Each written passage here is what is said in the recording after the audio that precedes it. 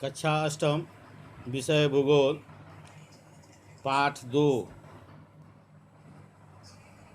Topic है मृदा परिच्छेदिका। मृदा मृदा निर्माण की प्रक्रिया में जनक शैल से ऊपरी सतह तक मृदा की कई परतें बन जाती है। ये मृदा के संस्तर कहलाती है। मृदा के संस्तरों सहित सतह से जनक शैल तक की अनुलंब काट मृदा परिच्छेदिका कहलाती है।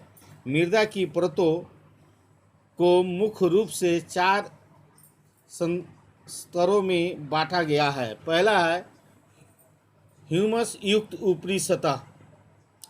मृदा की इस परत में ह्यूमस अथवा जैव पदार्थों की अधिकता होती है। यह गहरे रंग की होती है और पेड़ पौधे के विकास के लिए बहुत आवश्यक होती है।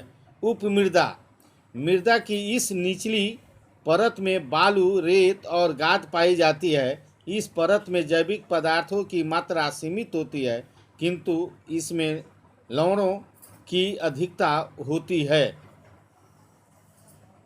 तीसरा अपक्षयित जनक शैल। यह मृदा की तीसरी निचली परत है।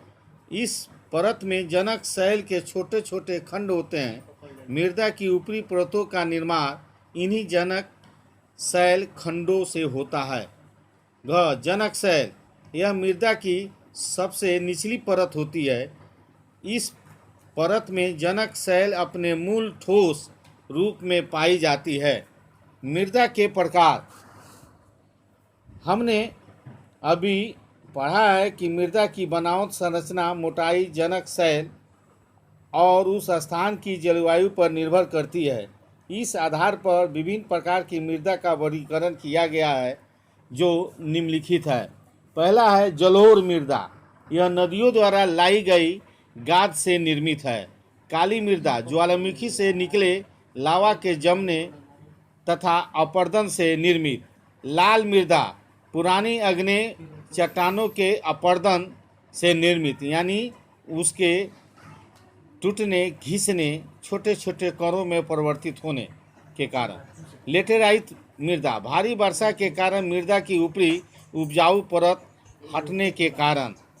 पर्वतीय मृदा जैव पदार्थों के जमने से निर्मित होने के कारण प्रचुर मात्रा में ह्यूमस युक्त। मरुस्थलीय मृदा ऐसे क्षेत्र जहां वर्षा की तुलना में वाष्पीकरण अधिक होता है, मरुस्थलीय मृदा का निर्माण होता है। दूसरा बिंदु है मृदा अपरदन एवं निम्नीकरण।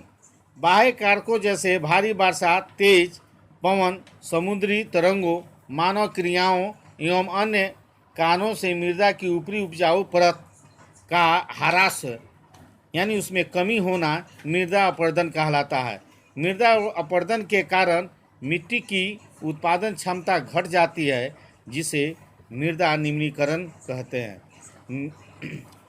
मृदा निम्नीकरण के प्रमुख कारण अतिचारण, यानी पशुओं के द्वारा घासों का चरना, जिसे मृदा की ऊपरी परत जो है वह कमज़ोर हो जाती है।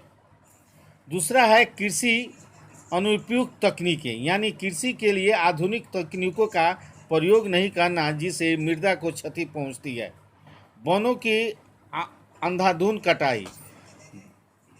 वनों में पेड़ों के अंधाधुंध कटाई के कारण मृदा का अपरदन होता है, यानी मिट्टी पौधे की जड़ें जो है वह बांधी रहती है, जिसके कारण अगर हम अधिक वनों की कटाई करेंगे, जिससे मृदा का अपरदन होता है।